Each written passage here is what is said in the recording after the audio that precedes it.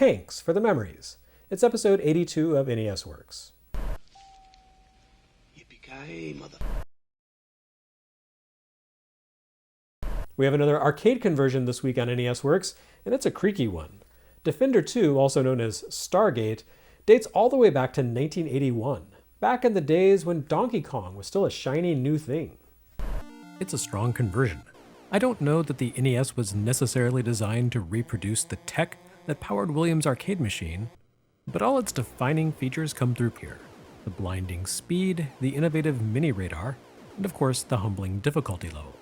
An expanded sequel to the original Defender, this follow-up carries forward designer Eugene Jarvis's thematic interests of overwhelming odds and speed as players attempt to protect a host of helpless humans against futuristic marauders. Unlike in Robotron 2084, Defender 2 doesn't take place in a series of single-screen environments. Rather, its entire thing was its emphasis on scrolling through an infinitely looping space. Players zip left and right, evading and blasting enemies. While enemies can and will materialize from thin air and plow right into you, you can track the location of most enemies from afar by making use of the mini-radar to scan placement of aliens relative to your ship, even on the other side of the spatial torus you're patrolling. The basic alien landers drift around somewhat aimlessly, taking stray potshots at the player but largely just sort of hovering until they decide to go after one of the humans dotting the landscape below. Once a lander seizes a human, it will ascend to the top of the screen with its captive in tow. Should a lander reach the edge of the screen with its burden, it will absorb the hapless alien abductee into itself, transforming into a mutant that flies erratically around the screen and hunts down the player's craft without mercy. You can rescue humans before they're absorbed, blasting the captor ship and snatching the falling person from the air. Not only is securing a liberated human worth big points, you can also grab several humans at once and duck into the Stargate at the center of the map to warp ahead to another stage. Should you allow all humans to be captured, though, the planetary surface will explode, and every enemy will become a mutant, and levels will become relentless survival waves that you have to endure until you reach the next phase of the game and the planet regenerates. All of this, except the Stargate warp, should sound familiar to fans of the original Defender. The Stargate isn't the only new element here, nor is zipping ahead a few stages all the Stargate is good for. The Stargate actually works contextually, performing different feats for you based on the current state of the game. If you fly into it while humans are being stolen away, the Stargate will whisk you immediately to the point of the most imminent crisis.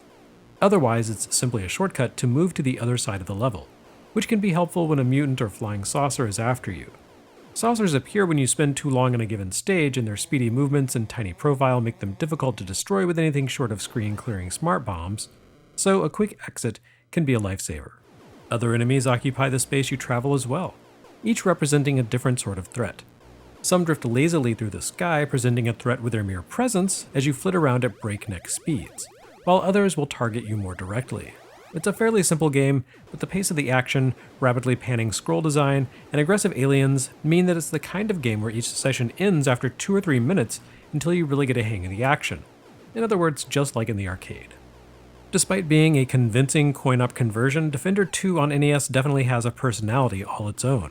Part of that has to do with the visuals. The arcade Defender cabinets had unusually high resolution for the time. Different online sources peg it as either 292 or 320 pixels wide, which means the NES's 256 pixel horizontal resolution results in a chunkier looking game either way. Where the NES port really goes in its own direction is with the music, which sounds nothing like the Spartan computer tones of the coin-op.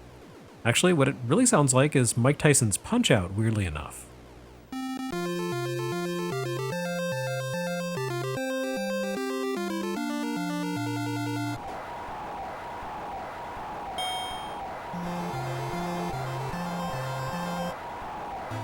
But wait, you say, aren't Punch-Out and Defender 2 published by completely separate companies? HAL hadn't become essentially a Nintendo second party at this point, so how could this happen? That's a great question, and I don't have an answer for you. However, I can certainly make an educated guess, and that guess would be the same Nintendo sound staff that composed for Punch-Out probably also composed Defender 2's music and reused it in Punch-Out, assuming the game it had originally been used in would never see the light of day. Based on a translation of a 1999 issue of Japanese magazine GameSide, reported on for Gamasutra by John Anderson, HAL Labs actually developed this version of Defender 2 for Nintendo years before it saw the light of day. Reportedly, this was part of Nintendo's pitch to Atari to license the family computer for American distribution. As part of the trial, Atari commissioned Nintendo, who then commissioned HAL, and specifically their wunderkind programmer Satoru Iwata, to convert several games for which Atari held home console rights to the Famicom. Had Atari agreed to bring the NES to America, they would have commissioned 4 games in total from Nintendo, and Nintendo in turn subcontracted those projects to the best Rico 6502 programmer they knew, Iwata, while probably also providing some of their own material, such as jingles in the style of its 1983 and 84 Famicom release title screens.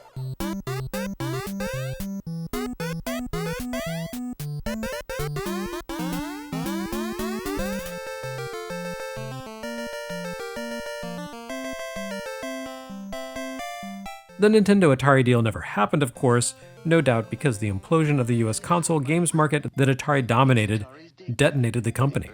Nintendo would bring the Famicom to the West as the NES all on its own, as Atari splintered into pieces and focused on computers over consoles. But having gone to the trouble of converting as many as 4 games to the hardware, Defender 2, Millipede, Joust, and possibly Kangaroo, HAL seemingly decided they might as well put those games out on the NES. And so here we have the debut of HAL America, the Japanese studio's US self-publishing branch. While we tend to think of HAL America for its state-of-the-art NES work, stuff like Kabuki Quantum Fighter and of course Kirby's Adventure, the company ironically got its proper start on NES with some very dated American-developed games. But hey, why not? The work had been done. These game titles still had some familiarity to American audiences. And I can't imagine the licenses for 7-year-old coin-op conversions were especially spendy by this point. In other words, Defender 2 strikes me as essentially a chance to get some use out of seemingly abandoned code. And in the time that elapsed between those commissions for Atari and the actual launch of the games in 1988, Nintendo had repurposed the music for its Punch-Out adaptation in the meantime. HAL put its stake down in the American market here with a strange and inaccurate, but satisfying rendition of a US arcade classic. Next up, another military action game from SNK. Now, after the first 2 Ikari Warriors titles, and the very, very iffy Athena, it's understandable that the name SNK might fill you with a bit of dread. But the good news is, Iron Tank sees an SNK that finally seems to have committed to doing things right on NES. It's not perfect or even great, but it's much better than anything that's come before from the company. For starters, Iron Tank finds SNK having kicked developer Micronix to the curb, shifting production duties to their own internal teams. From this point on, everything SNK will publish on NES will evidently be the product of SNK's development staff. As when Capcom took the reins back from Micronix, you can see an immediate improvement in the quality of the company's output. Iron Tank looks, moves, and plays considerably better than any of SNK's preceding console releases. About the only thread of continuity it picks up from Micronix's submissions is the shift toward integrating console-appropriate depth into arcade action titles, as seen in Ikari Warriors 2 Victory Road.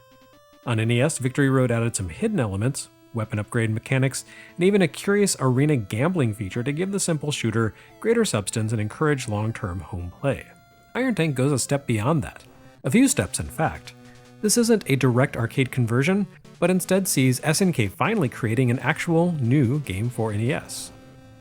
Iron Tank follows in the footsteps, or I suppose in the tread tracks, of arcade shooter T.N.K. 3. Here, as in the older coin-op work, you control a tank making its way up the screen, firing both small caliber weapons and large shells in all directions. However, Iron Tank mixes things up, doing away with the fairly straightforward design of T.N.K. in favor of a multi-path structure and a player-controlled power-up system. Not only that, but there's even a little bit of a narrative here that plays out through radio transmissions.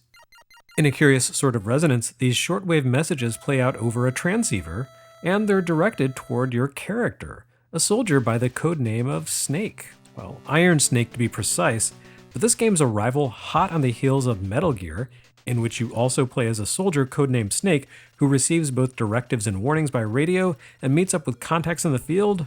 Well, it's a bizarre coincidence, to say the least.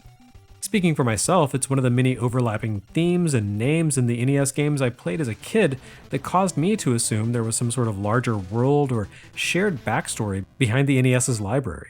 See also the curious simultaneous arrival of Snake's Revenge and Codename Viper in 1990, two games about snake-themed military agents with treasonous commanders.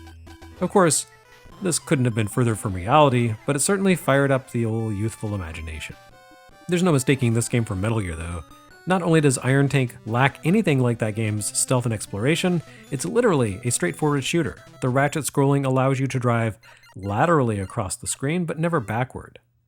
Unlike the Ikari Warrior games, Iron Tank does give the player some degree of choice in their journey, despite the strictly forward-scrolling action. Like I said, you can scroll laterally in addition to trudging ahead, and the path forward diverges several times. Depending on which of the branches you choose to explore, the latter portions of Iron Tank can vary quite a bit.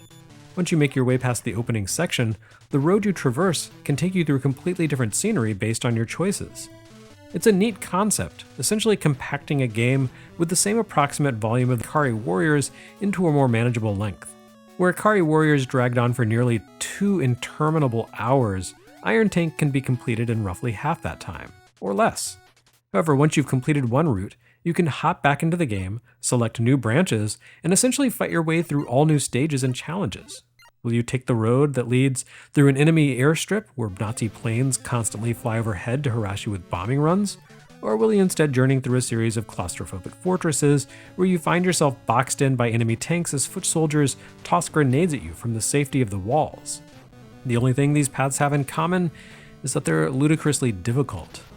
Iron Tank is not a game for the faint-hearted, in large part because of its common origin with Ikari Warriors. With the T.N.K. 3 arcade hardware, SNK had established the hardware control setup that would give the Ikari games their distinctive style. This was the origin of the loop-controlled joystick with its integrated rotary control, allowing players to move their character and aim independently. Again, it resembles a sort of all-in-one approach to solving the same problem Eugene Jarvis's Robotron 2084 had tackled with its twin-stick design. How do you create a character-based shooting action game that uncouples the player's movement from their line of fire? The rotary control setup worked nicely in arcades, but less so on NES with its 8-direction D-pad and 2 buttons. Ikari Warriors fell short by relinking the player's movement to their targeting while retaining the deliberate rotary aim mechanic, a massive conceptual failure that left the characters unable to quickly change their facing to take on nearby enemies. Iron Tank takes a different approach to giving players 2 forms of attack: light machine guns that fire in the same direction as the tank's current motion, and the primary turret, which you aim through a bodge job attempt to duplicate the loop link setup. This isn't perfect, but it's better. It works like this: pressing B fires machine guns, and tapping A fires the main cannon.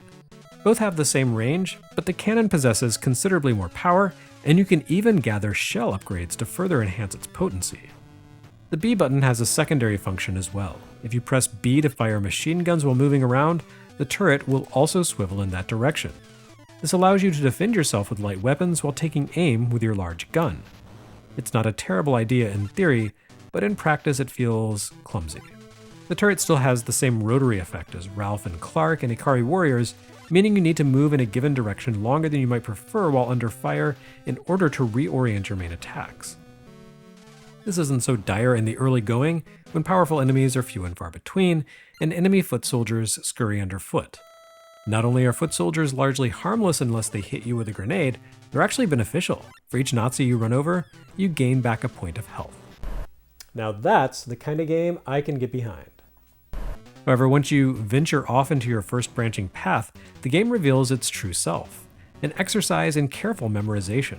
For example, you need to pass over a lengthy bridge on one path in which you will be boxed in by narrow walls and landmines as groups of enemy tanks alternately dash in from ahead and behind, ducking onto screen just long enough to take a pot shot at you before scurrying away again.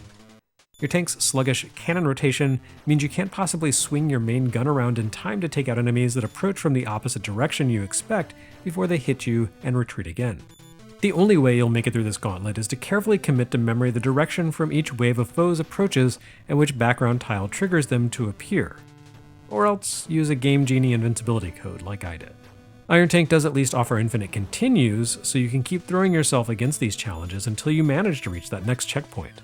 But it's very much a game about making incremental progress against overwhelming odds, slowly memorizing your way through an exhausting gauntlet of enemy forces. The presence of infinite continues, and even a password feature does at least indicate SNK hoped to make penance for its failings with Ikari Warriors. Not only that, but you have a few tactical options on how you approach this game's combat. SNK's beloved alphanumeric power-up tiles appear throughout Iron Tank, and each one represents some form of performance boost. You can double your turret's attack range, fire shells that pierce obstacles, or pack extra punch. Rather than automatically conferring these powers onto your tank when you pick up an icon, these powers instead go into a sort of bank that can be activated at will from a submenu, not unlike the gun upgrades in Victory Road. You can even turn on multiple upgrades at once, allowing those double potency rounds to, for example, pierce the scenery. Your boosts don't reset when you die, which does at least mean you can approach the action strategically, by making forays into new territory with your basic weapons until you learn the lay of the land and the timing of enemy ambushes, then venture forth with that hard-earned knowledge to power through the foe with your skills activated. There's even a reserve tank of health that you can tap into if you come up against a boss and find yourself on the brink of destruction. The subscreen also charts your progress with a real-time map that depicts the current location of your tank on the myriad routes, as well as the notable threats or objectives your mission commander has radioed in via transceiver. It's not exactly Metal Gear, but it's still pretty cool and feels a lot more sophisticated than you might expect from an arcade-style NES shooter. I can't say this is exactly a high-fidelity take on the actual invasion of Normandy, but it looks great and includes some pretty solid ideas. If you can get over the crushing difficulty level and cumbersome targeting mechanics, Iron Tank is arguably the best and most ambitious vertical shooter to date on NES, a claim it would hold for a few more weeks until Life Force came along.